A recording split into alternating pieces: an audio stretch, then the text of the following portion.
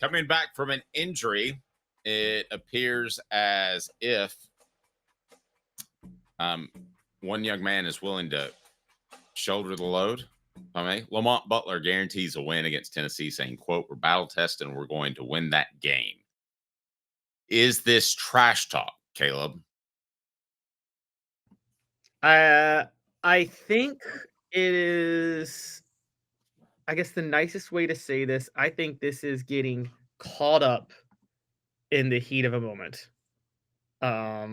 I think this is How so? When was this quote? Because this there's was after something this was right after Kentucky beat Illinois and beat them pretty convincingly when we thought Illinois could have a chance to upset them.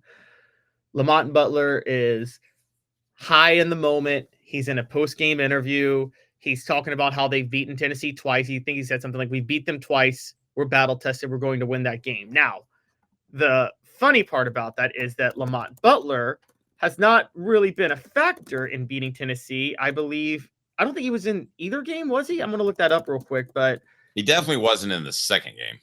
Yeah, exactly. Yeah, he missed right at 10 games, may have been 9, but he's had a shoulder injury. That's why I tell my little stupid joke in the beginning. I can do that because my shoulder's shredded.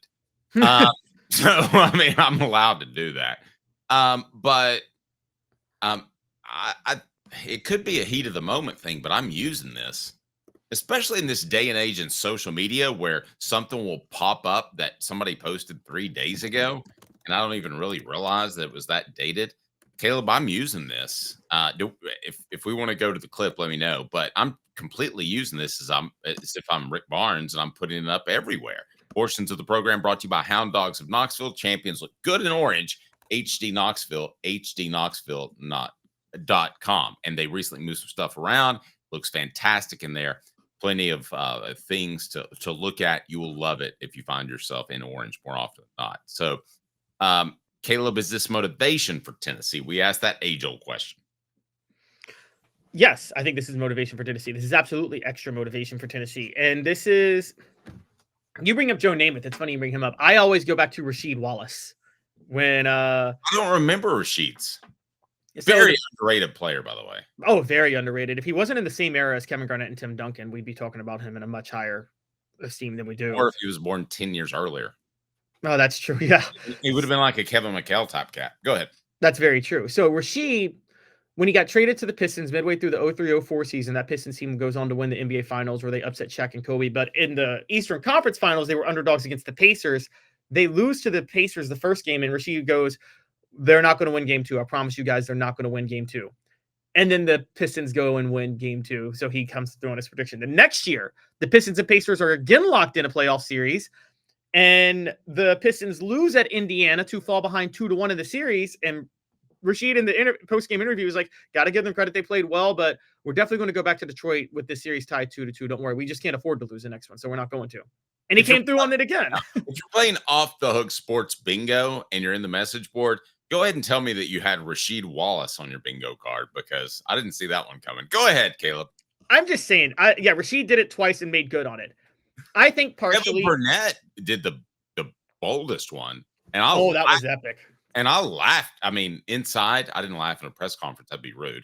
But I internally laughed. I was like, there's no way this team is going to Atlanta. Plus, that was the old, where I guess it still is, the way the other team had to lose 2 before you had an opportunity because the tiebreaker. So I was like, that's not going to happen to Florida. They're not going to lose 2 games. But that's a pretty bold prediction that I was a part of and saw it play out. Yeah, and for context, Tennessee had just lost to Auburn at home 34-10 in a 34-10 blowout. They're playing Georgia the next week. Georgia's number 3, and Georgia's got a national title contending team, and they've won 4 straight against Tennessee, having won the previous year 41-14. And Kevin Burnett says, "We will see Auburn again in the SEC championship game." And people were like, "What?" And Tennessee goes and upsets Georgia that weekend. And one of the classic case of Philip Fulmer leading a double-digit underdog on the road and winning. That's something he had a habit of doing that in the early 2000s. So, yeah, those all felt like. Said, I think that it could be a rallying cry for Kentucky. You do, just like when Kevin Burnett did that.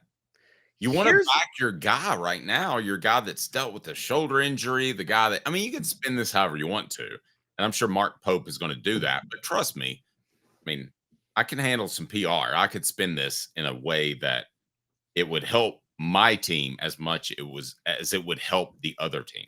here's where it's a little different. So when Rasheed Wallace was at Detroit, I'm just going to give the examples we gave real quick of all of them. Yeah, Rasheed Wallace was bingo. Rasheed at Detroit on the road with Indiana.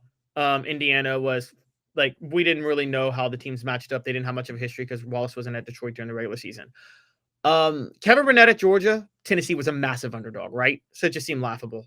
Joe Namath in the Super Bowl, that was in response to the fact that, in case you guys don't know the history, the first two Super Bowls, the Packers won in a blowout, and in the third Super Bowl with the Colts playing the Jets, the AFL had been getting blown out so much.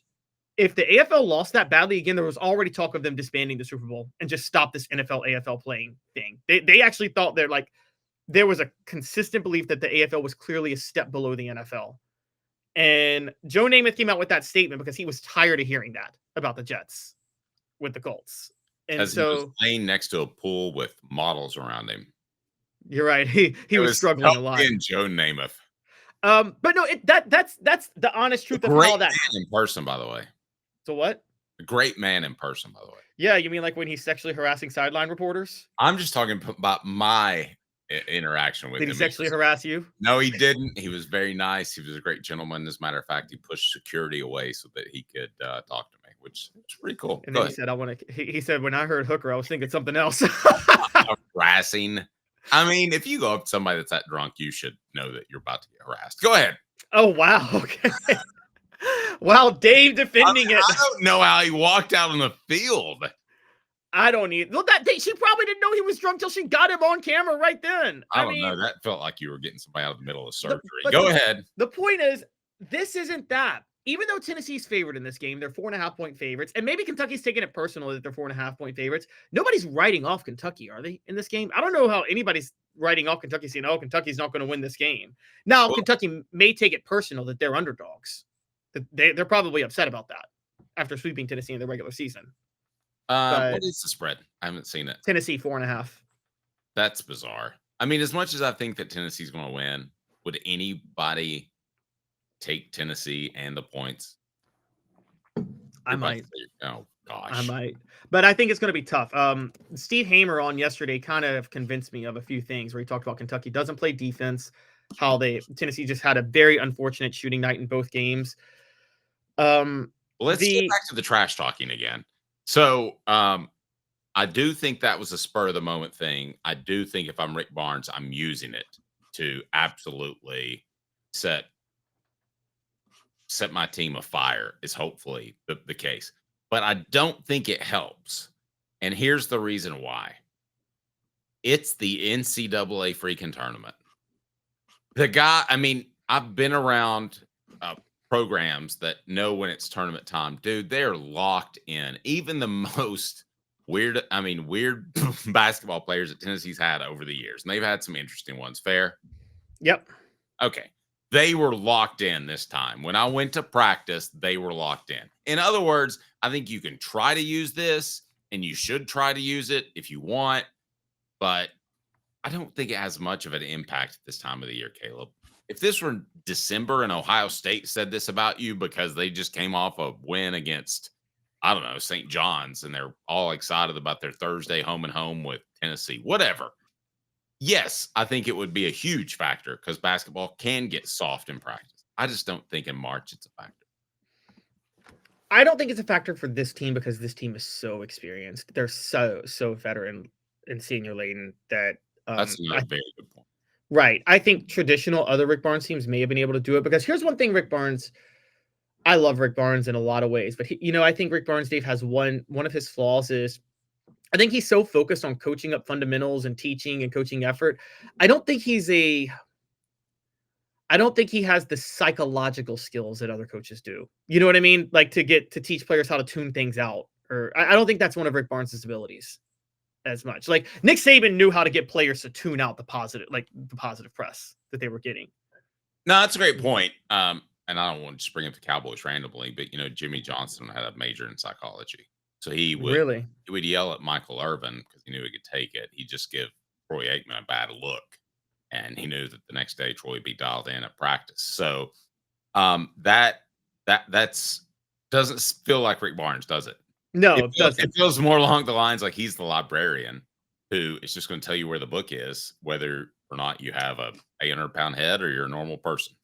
Yeah, Rick Barnes is like, I'll take you to the lake. Now you got to figure out how to drink. Like it's Fish. or fish. Yeah, sorry, to fish. Yeah, you got to figure out you got. I'll take you to the lake. I'll teach you how to fish, but I'm not going to push you if you're not like if you're not fishing in the right part of the pond. And I told you not to fish there. I'm not going to like get on you to tell you to go move to the other part of the pond. Like that's on you at that point. Travis says, as long as the team doesn't treat this game like it's a Final Four game, I'm not prepared to beat Kentucky and then have a letdown game. Well, let's not even go there, but let's go there.